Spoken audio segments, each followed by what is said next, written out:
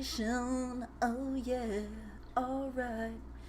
Talking about journaling things. It's gonna be a blast. Yes, yes, yes, yes. Hi. Hi, how's it going today?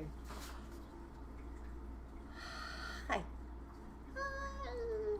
Okay, today we're going to be talking about journaling and motivation journaling. So, I highly recommend journaling as for anybody who is starting a new fitness adventure, a new fitness journey. Oftentimes, the things that are most impactful on our fitness journey are not necessarily what we set off to do. Most people, when they're first getting started, have big goals, big dreams and achievements in mind, like I want to lose 50 pounds or I want to run a marathon, and these big goals and these big achievements, they're awesome and they're very worthwhile, and we want to mark progress along the way. That's one reason to journal. But I think arguably one of the best reasons to journal is so that you can make note of all the little progress is along the way. When I first got into fitness myself, I was in my late 20s. I was very overweight, had a lot of chronic pain, a lot of stuff going on.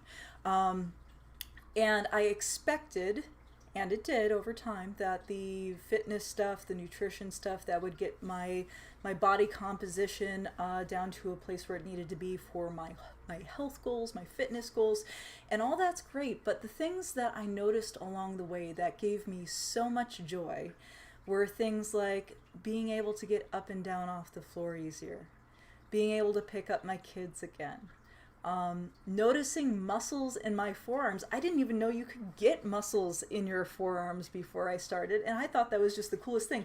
I would be flexing my hand and looking at my forearms oh, that's so cool. So I really enjoyed that.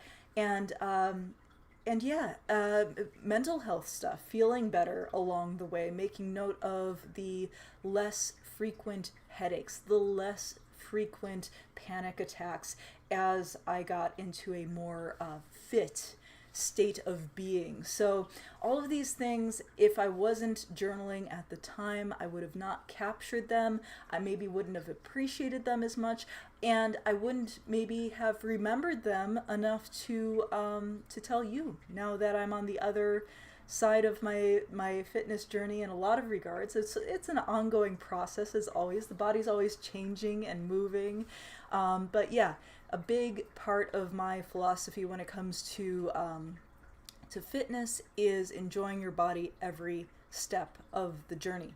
So that is super important. And to do that, one of the ways we can do that is with journaling. So let's talk about some different methods. Now, before we get into it, there's no right or wrong way to journal.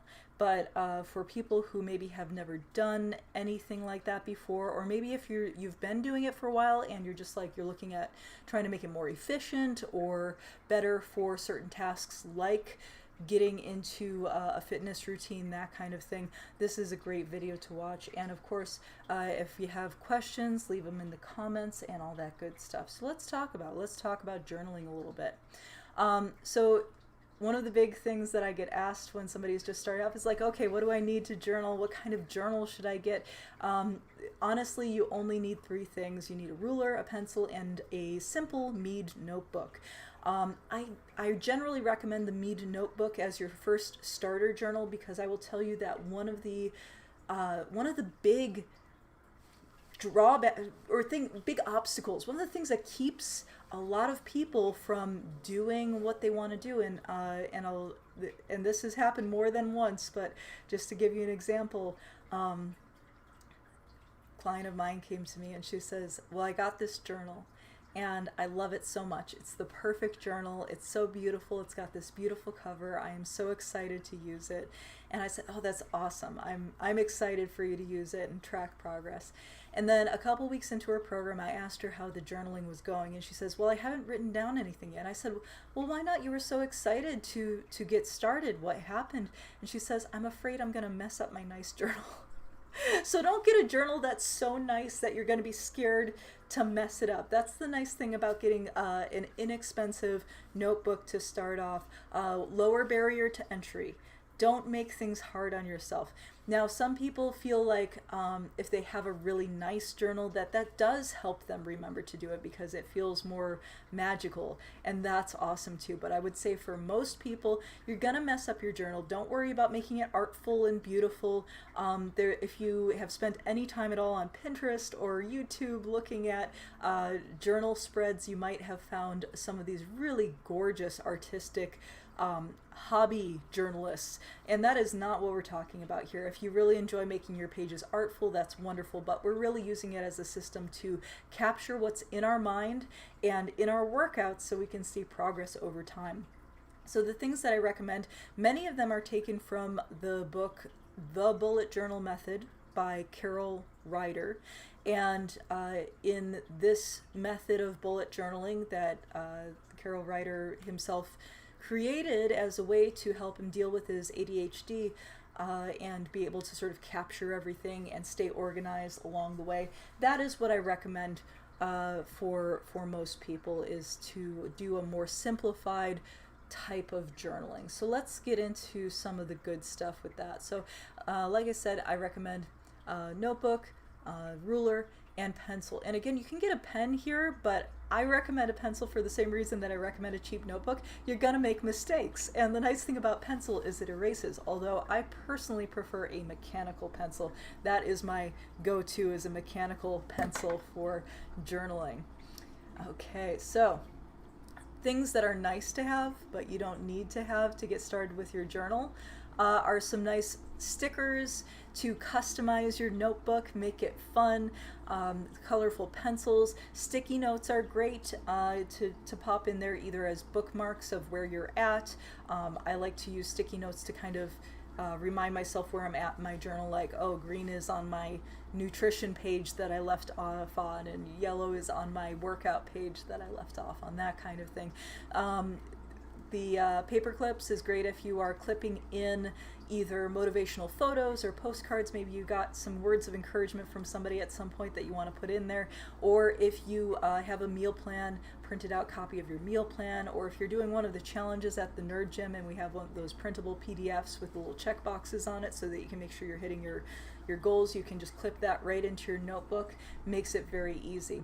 Rubber bands are also great if you tend to go around and walk around with your notebook a lot. If you have a bunch of stuff clipped into it, either have a rubber band around your notebook or a large binder clip to keep it shut so it doesn't, like, pages everywhere falling apart. So these are all nice to have things, but not need to have things. Likewise, glue sticks if you want to glue stuff in there. So you can do as much fun stuff as you like with your notebook, but all you really need to get started are those first three things.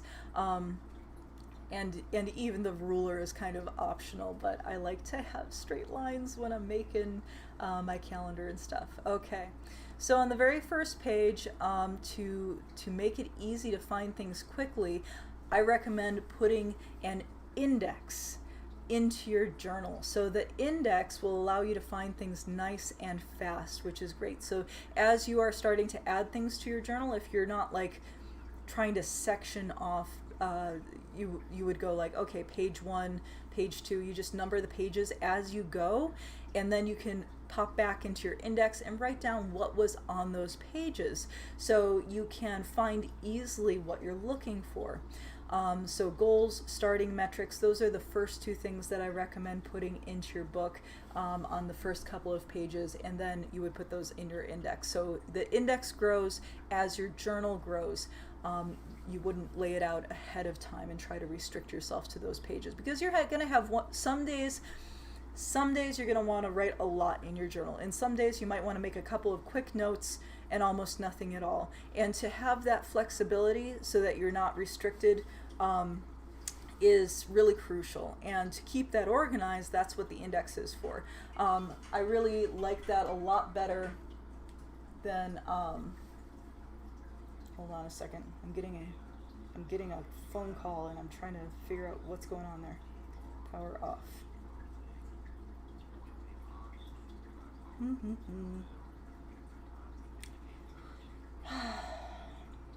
There we go. Scam likely. I always get scam calls in the middle of the day. I don't know what that is. Where were we? We were talking about the journal. So we were talking about the index. So the thing that I love about the index is it gives me flexibility in the amount of pages I can use per day. One of the things that I tried over and over again, and it really just didn't work for me, I loved the idea of it, but it didn't work for me, is to buy one of those calendar type journals that had the dates on the different pages, or a certain amount of the page allotted to each day. And every single time I've gotten one of those, there are pages that have nothing, and other pages where I'm like cramming to try to get everything into the one day. So this way it gives you flexibility. Your pages on a given day can be as long as you want, and you can either put what's on the page or the date. If you're doing like a dated journal page, you can put that in your index. So that's the easy way to stay organized. Okay, there we go. After choosing your goals, starting metrics. We got to talk about goals and starting metrics. That was also on this first one. Okay, so goals and starting metrics. Let's talk about goal setting a little bit. So goals are a tricky thing. You want to set a goal for yourself, but you also don't want to have too much attachment to that goal. So a goal is just like a guidepost. It's a vision. It's a place that you're headed towards, okay? And it might not be your final destination, and it might not be the only destination along the way, but you want to start off with some goals. So in this particular journal, it says lose 5 pounds of body fat in 5 weeks. Now, I happen to know as a coach that that's a very reasonable goal. If you're just starting out and you don't know what is reasonable, sometimes you got to put something either that is unreasonable or vague, and understand that it will take refining as you go. When I first started out in fitness, I thought it was, like possible to healthily lose 50 pounds in a month. It's not, by the way, but it didn't stop me from like writing it down and heading in that direction. So that's fine, just so long as you're not like beating yourself up, trying to get that goal, trying to cram yourself into the goal, right? The goal is the direction you're headed. How you get there might be a little bit slower, a little bit faster, depending on the methods you use. It might not take as long, or it might take longer than you think it's going to. So you have to set your goals, but also remain somewhat detached. Is detached the right word? I don't know. You want to remain somewhat objective in your goals, okay? Another goal here, lift 100 pounds for the deadlift. Another goal would be to feel more energetic. So some of these are very objective and some are subjective. So feeling more energetic, one of the ways when you have a subjective goal like this that I recommend doing is to give yourself a scale of 1 to 10. So that as you are feeling more energetic, you maybe might have an energetic morning and then and kind of crash at night. Give yourself sort of an AM, PM kind of thing. So like one of the ones that I have going currently is for my mood. So I'll do in the morning, scale of 0 to 10 for my mood, 10 being best mood ever, and 0 being grumpy, sad, like down in the dumps, like just horrible mood. And I'll take kind of note of how I'm feeling in the morning and in the evening, and I'll write those in my journal. And that will allow me to see over time, like, okay, I notice that every Wednesday I'm just down in the dumps by 2 in the afternoon. What is up with that? And then I can look and see if there's patterns. Maybe I'm not getting enough sleep on Tuesday night. Maybe I'm not eating enough on Wednesday morning, whatever it is. Or maybe I'm outstripping my caloric requirements with too much exercise, that kind of thing. So all of these things can have an impact on your mood and your energy. So it's well worth it. It is very well worth it to make note of energy, mood, more subjective things, but you want to give them like a scale or a rating of some sort, like 1 out of 5 stars or 2 out of 5 stars, whatever it is. I like the 1 to 10 scale for my stuff, and that way you can see over time. And it's cathartic to write down like, oh, I'm in a shit mood today, and I'm just gonna write that down. 2 out of 10. F everything, Just acknowledging that can sometimes be, can feel good also. And knowing that it's going to pass because later or at a different time it might be higher. And then it gets you objectively thinking about, too, how do I elevate my mood, maybe without the usual vices, but with things that will actually elevate my mood. Getting my heart rate up, or doing something positive for myself, some kind of self-care, that kind of thing. So there's a lot of good reasons to track more subjective things there, but yeah. But yeah, the deadlift, 100 pounds, you're tracking weight. Body fat, 5%, you're tracking body fat percentage. So let's move on to the next one. After choosing your goals, take starting metrics that are relevant to your goals to measure progress. Okay, so this is super important. So if you are tracking body fat percentage, you can do that by using like the Navy body fat percentage scale, which basically uses your data against a bunch of normative data, which those of you who know me know I've got conflicting feelings about normative data. It can be a good starting point. It gets really wonky when we're talking about people who do not fall on the male or female ends of the gender spectrum. So just keep that in mind. Don't let it discourage you from using it if you don't fall squarely into those categories. Just kind of use it as a guide and understand that you're going to fall somewhere between there. That's fine. But you can use the Navy calculator to get a pretty good estimated low-tech body fat percentage. All you need for the Navy calculator is a couple of circumference measurements around your body using a Taylor's measuring tape and your weight, and it will give you a body fat percentage that's in general within 2% accuracy for most people, not all people. Most people. So that is one way you can do that. So you want to make sure that you're taking things that are relevant to your... So in other words, if I said I want to lose 5% body fat, I wouldn't then say I'm a size 8. Like the two don't translate, right? Likewise, and I don't recommend doing a weight goal necessarily. So like if somebody said I want to lose 2 inches off my waist, but they weren't taking inches, they were taking weight on the scale, trying to... It's like, that's right. So you want to, it's pretty simple logical stuff, but yes, you want to match the metrics that you're tracking to the goal that you have set for yourself. And again, if you fall short of that goal or even go in the wrong direction, do not beat yourself up over it. It is okay. It is a learning process. I cannot tell you how many different nutrition plans I have tried and failed at in finding the thing that is perfect for me.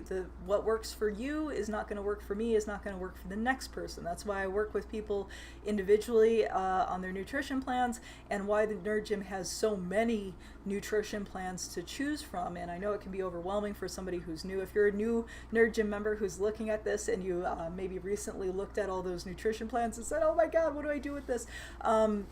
That's happened recently. Just make sure to reach out to me and we will get you squared away with the right one for you, because everybody likes a different approach. We want to find something that sticks. Okay, tracking these different things. I like a linear calendar for tracking.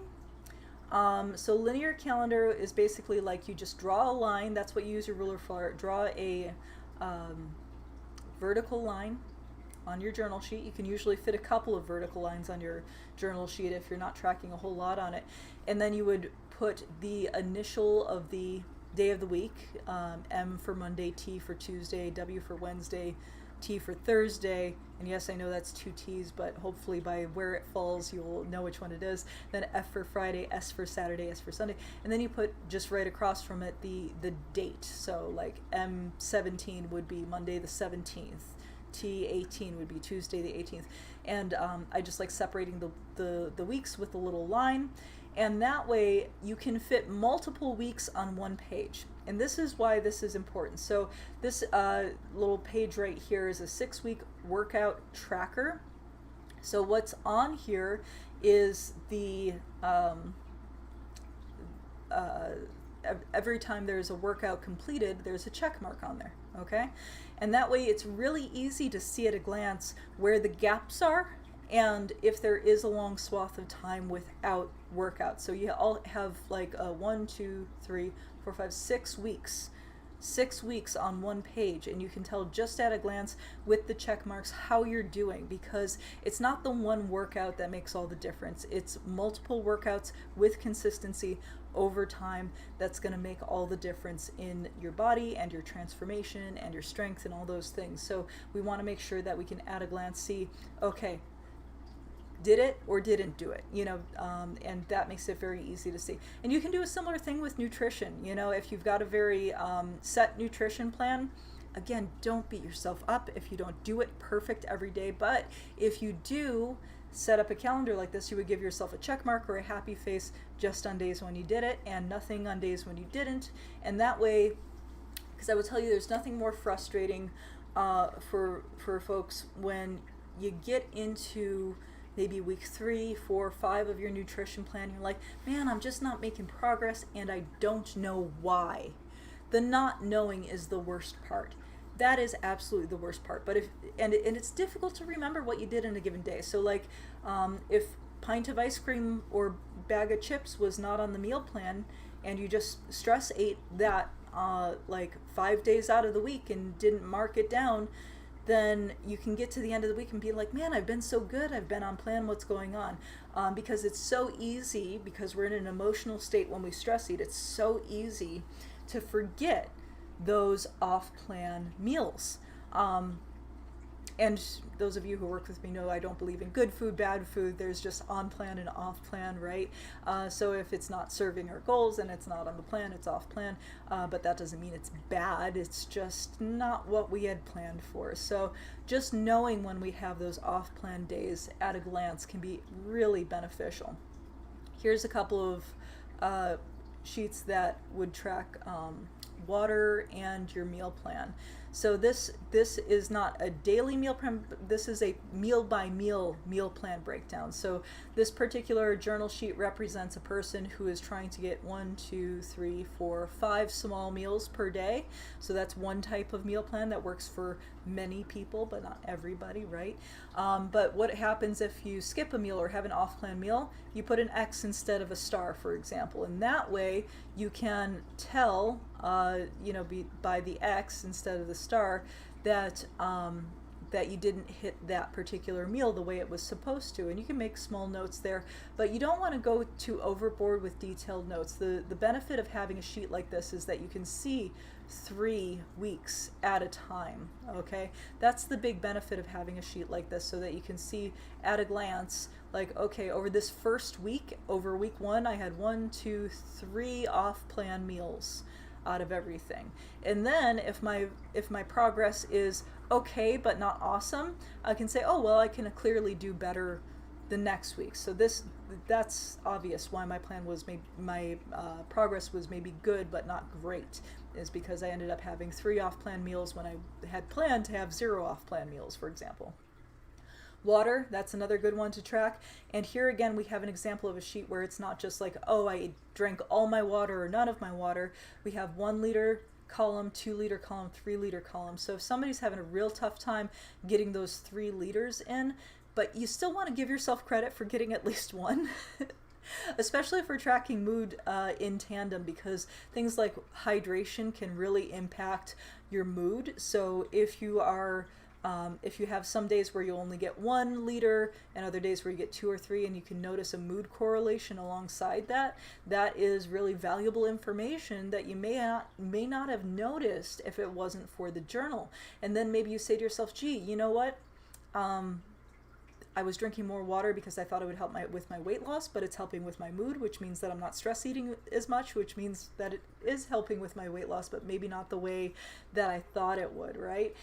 So it's interesting to see these things unfold, which is like, again, a big reason why I recommend doing a journal.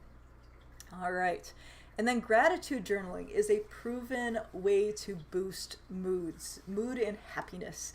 So gratitude journaling does not have to be complicated. A lot of times people are like, oh my gosh, I gotta sit down and think of all the things that I'm grateful for. Some days you're gonna feel like the world is crap, I hate everything, and I'm just not feeling grateful today, and that's okay. But you get to just find like one little tiny thing, one little nugget, and it doesn't have to be complicated, and it does not have to be deep, you know. So like, I'm a mother and a wife, and you know, I could say, oh well, I'm grateful for my children and my husband, and that's true, I am. But if they happen to be pissing me off on a given day, it would be disingenuous for me to say like, oh well, I'm grateful for them. Perhaps, right? So you don't want to force yourself to do things that are disingenuous to try to force yourself to be grateful. That's not the point of this exercise. So think of something that you genuinely are grateful for, and even if it's the same thing every day. For myself, one of the things that I am genuinely grateful for every day, silly as it may seem, is indoor plumbing. I love indoor plumbing so much. I think it's so great that I can just like take a shower, flush the toilet. I think it's just wonderful, and I'm grateful for it every single day. Lately, because it's been stinking hot in Tucson, Arizona, I am super grateful for air conditioning. So I'm often grateful for very simple creature comforts that are modern day simple, but not always have been simple, right? Things that we take for granted now. And part of that is I watch a lot of zombie movies, and you know, it's a good reminder of what happens when the world falls apart. You don't have these luxuries anymore. So I do often, those things do often make it into my gratitude journal, even on days when I'm feeling really grumpy, like even on days when I'm a 1 out of 10 feeling horrible. I'll find one small thing to be grateful for, and it helps. It helps a lot. It might not help instantly, but it helps over time. And I would say that for myself, it helps instantly. Like only a little bit, but like, so for example, if I'm down at a 2 out of 10 for my mood and I do some gratitude journaling, I'll maybe be at like a 2.25, 2.5 by the time I'm done. Okay. And then tracking stuff, and we talked about this earlier, tracking stuff like personal records. So maybe this person has a goal of deadlifting 100 pounds, but they deadlifted the 52-pound kettlebell that they had at their gym or in their home, and that was a big win for them on that day. Maybe they didn't lift it as soon as they thought they would, or maybe they lifted it sooner than they thought they would. But you can date the page as you do these dated pages with your gratitude or little small wins that happen. You can put them into your index.